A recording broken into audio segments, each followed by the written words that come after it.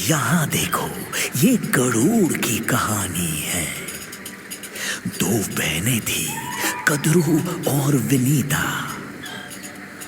महर्षि कश्यप की सबसे प्रिय पत्नियां। उन्होंने प्यार से दोनों को एक एक वरदान दिया। कद्रू ने मांगा कि वो 1000 पुत्रों की मां बने। विनीता ने बस एक पुत्र मांगा, लेकिन वो कद्रू के 1000 पुत्रों से ज्यादा शक्तिशाली हो। महर्षि के आशीर्वाद से कद्रू ने 1000 अंडों को जन्म दिया। विनीता ने बस 2 अंडों को जन्म दिया। समय के साथ कद्रू के अंडे फूटने लगे। हर एक अंडे के अंदर एक सांप था।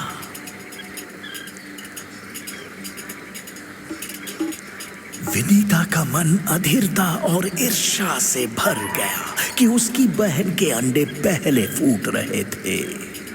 इसके चलते उसने अपने अंडों में से एक को खुद ही फोड़ दिया।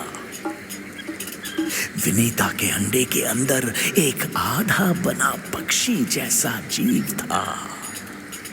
अपनी मां के कार्यों से गुस्सा होकर उसने उन्हें श्राप दिया कि वे दूसरे अंडे के फूटने तक वो कद्रू की दासी बनकर रहेंगी, और अगर उन्होंने अंडे फूटने तक धैर्य नहीं रखा तो वो सारी जिंदगी एक दासी बनकर रहेंगी।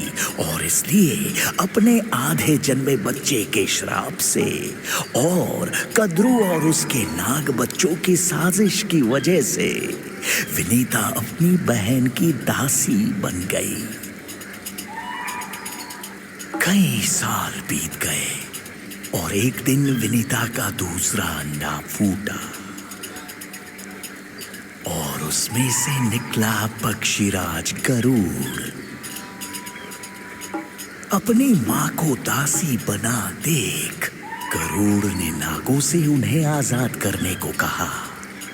वे मान गए, लेकिन एक शर्त पर कि गरुड़ स्वर्ग जाएगा और उनके लिए अमृत लेकर आएगा।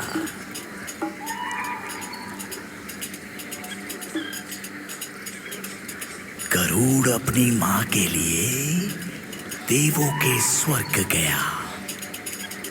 वो बहुत शक्तिशाली था, इसलिए देव उसे हरा नहीं पाए और वो उनसे अमृत ले आया। मैंने देखा कि गरुड़ ने अमृत अपने लिए नहीं रखा, तो मैंने उसे खुद को सौंप दिया।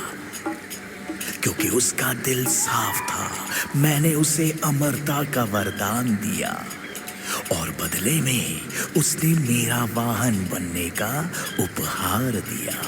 अगर मैं ऐसा चाहता, मैंने गरुड़ को चेतावनी दी कि नागों का स्वभाव धोखा देने वाला है। गरुड़ अमृत के साथ नागों के पास पहुंचा, लेकिन उसने एक चाल चली। उसने कहा कि इसे केवल तब ही लिया जा सकता है जब वे खुद को पवित्र नदी में जाकर शुद्ध करे। जब वे नहा रहे थे, उसने उन पर हमला कर दिया और उन्हें खा गया। उसने अपनी मां विनीता को आजाद किया। सुरक्षा के लिए ब्रह्मा अमृत ले गए और उसे वापस स्वर्ग में रख दिया।